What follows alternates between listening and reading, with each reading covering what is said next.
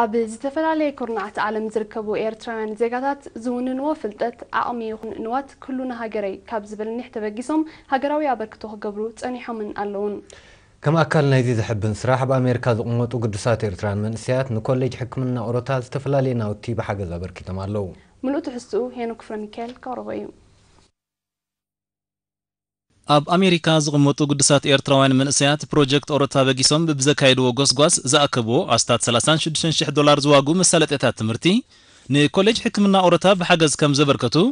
ዲንቲ ኮሌጅ ፕሮፌሰር ዓንደማርያም ገብረ ሚካኤል ሓቢሩ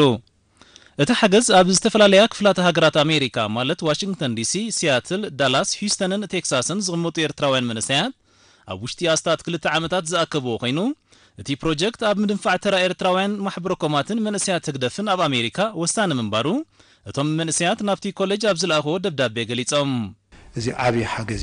ነቲ ዝገበርዎ ኣምሳሌ እኳ ደኣ ኣብዚ እዋን እዚ እንታይ ኢሎምና ኣለዉ እዚ ገጽ እዚ ናይቲ ፕሮጀክት ወዲእና ኣለና ካብ ሕጂ ንኒኽ እንታይ ክንገብር ኣለና ሓብሩና ኢሎምና ስለ ዘለዉ ንሕና ድማ ካልእ ፍልይ ዝበለ ፕሮጀክት ከነዳልወሎም ኢና እዚ ድማ እንታይ እዩ ቀዳማይ ነገር እቲ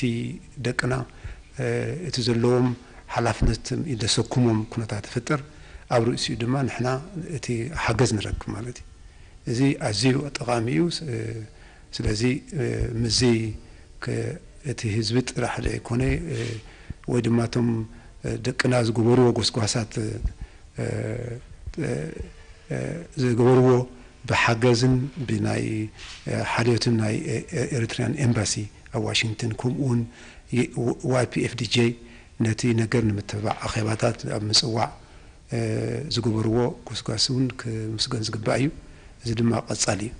ዲን ኮሌጅ ሕክምና ኦሮታ ፕሮፌሰር ዓንደማርያም ገብረ ሚካኤል ነቲ ሓገዝ ኣመልኪቱ ንኤሪና ኣብ ዝሃቦ ሓበሬታ እቲ ኮሌጅ ስርዓተ ትምህርቱ ብኤሌክትሮኒካዊ ኣገባብ ዝተሰነየ ስለ ዝኾነ እቲ ሓገዝ ኣብ ምሕያል መስርሕ ምምሃርን ምስትምሃርን ኣገዳስነቱ ዕዙዝ ኣብ ርእሲ ምዃኑ ነብሲ ወከፍ ክፍሊ ወናኒት ፓወር ፕሮጀክተር ክትከውን ዘኽእል ምዃኑ ኣብሪሁ ኣዝዩ መልእኽቲ ኣለዎ ቀዳማይ እንታይ እዩ ከምኡ ዝኣመሰለ ምንቅስቓስ ምግባር ነቶም ደቅና ሓላፍነቶም የዘክሮም ተወዲቦም እቲ ተኻፈልቲ ናይቲ ዝግበር ዘሎ ፃዕርታት